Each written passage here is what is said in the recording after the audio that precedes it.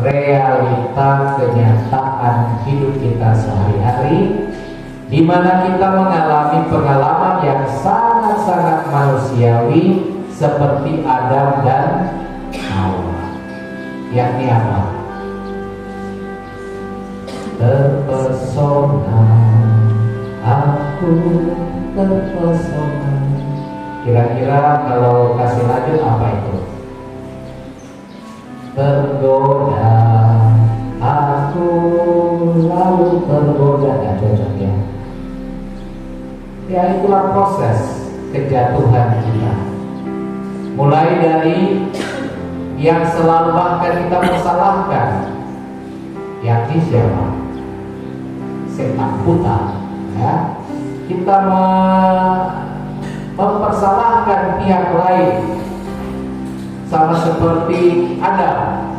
Setelah dia makan lalu kemudian ternyata itu melawan, Tuhan bilangnya boleh, tetapi kemudian dia tergoda lalu makan.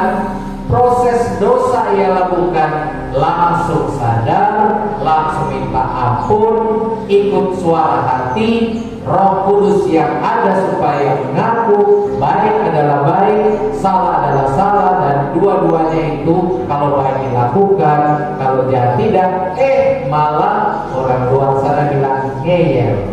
Ngeyel itu apa? Mulai persalahkan. Itu perempuan itu. Ya, perempuan bilang siapa? Itu si setan itu. Jadi akumulasi kesalahan selalu sifatnya mempersalahkan. Betul enggak?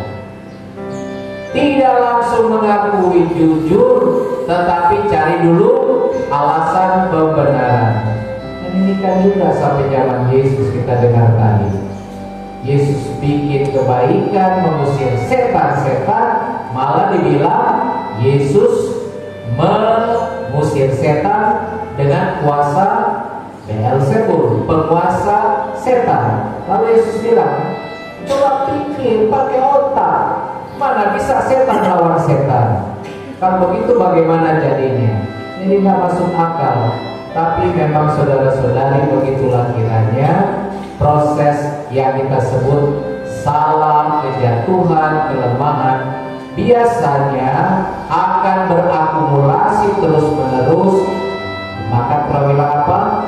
Lingkaran apa?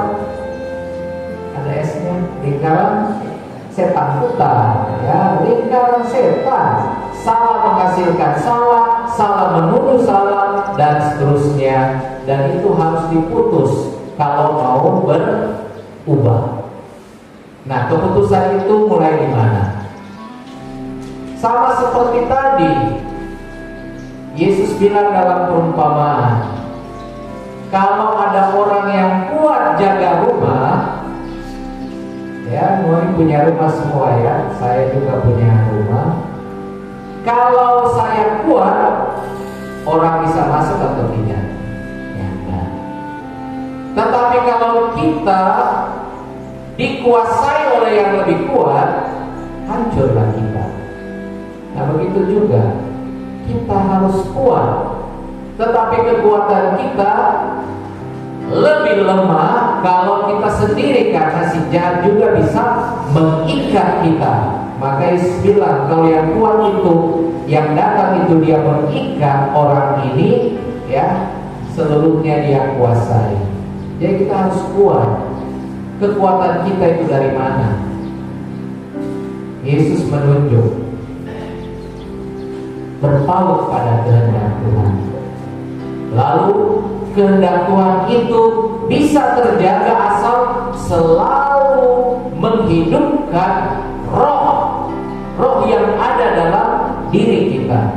Kalau dipadamkan, apalagi kalau itu dihilangkan, maka tidak ada bahkan dosa yang bisa orang yang melawan Roh Kudus tidak bisa diampuni. Karena itu, jangankan dosa diampuni, dia pun dikatakan akan tidak mungkin juga untuk dapat bertahan sebagai orang benar, karena roh itu mengajarkan kita untuk selalu reorientasi, melihat kembali pada kehendak Tuhan yang harus kita ikuti, dan itulah yang ditunjuk oleh Yesus.